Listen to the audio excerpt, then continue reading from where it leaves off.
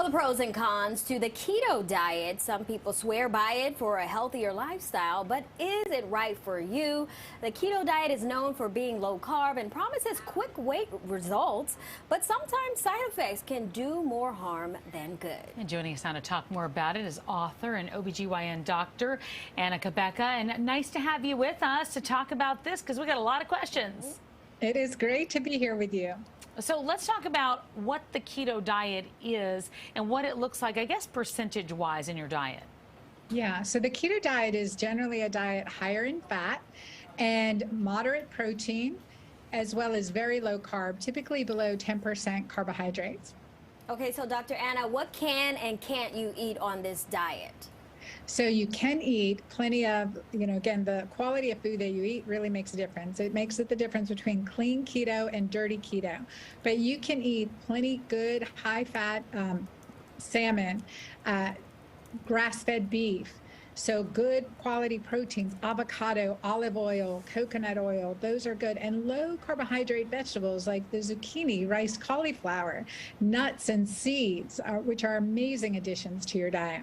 I mean, there's so many things to choose from. You don't realize it because you think when you're doing keto and you're like, I don't know. What can you not eat on the keto diet, though?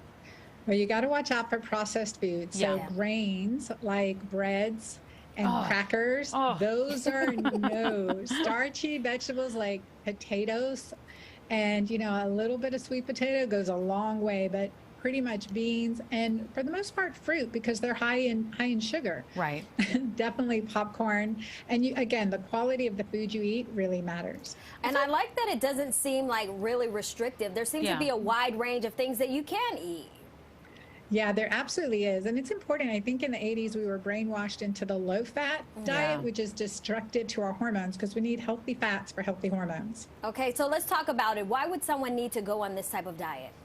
Well, definitely for hormone balance, because we see in my work with especially menopausal women that we can reduce hot flashes and balance your hormonal symptoms in as little as 2 weeks.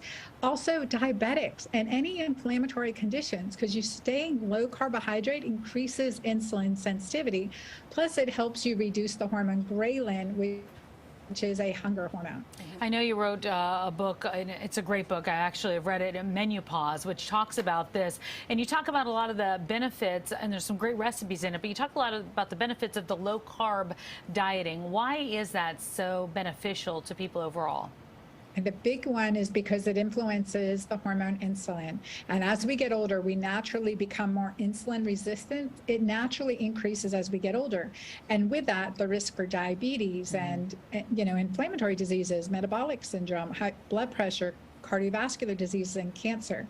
So it's so beneficial, especially when you do it the right way with 2 or 3 meals a day and not snacking and staying low on carbs to become insulin sensitive and reduce those risks. So from the way you describe it, this seems like a healthy way to eat, just cutting out all that processed stuff. So is this the healthy way to eat, and can someone do this kind of long term? Yeah, absolutely can do it long term. In my book, Menopause, there are certain pauses that I want you to take. For example, staying in a ketogenic lifestyle long term can be stressful. So there may be days to feast, to carb up, to include some fruits, especially low glycemic fruits and some of the higher carbohydrate vegetables to add that diversity, that plant food diversity into your diet. I like those carb up days, Doctor. Me too. I have to admit. People that should not do the keto diet, are there people that should not do the keto diet based on perhaps underlying conditions or what?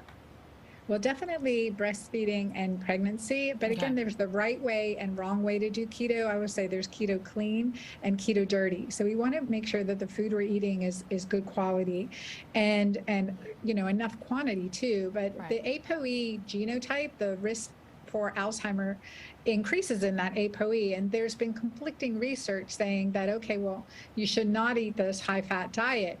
So you definitely want to do it if you have that genotype under your physician's guidance. All right, so doctor, what's the difference between the keto diet and Atkins? Because we see those kind of intermixed as far as being low carb diets.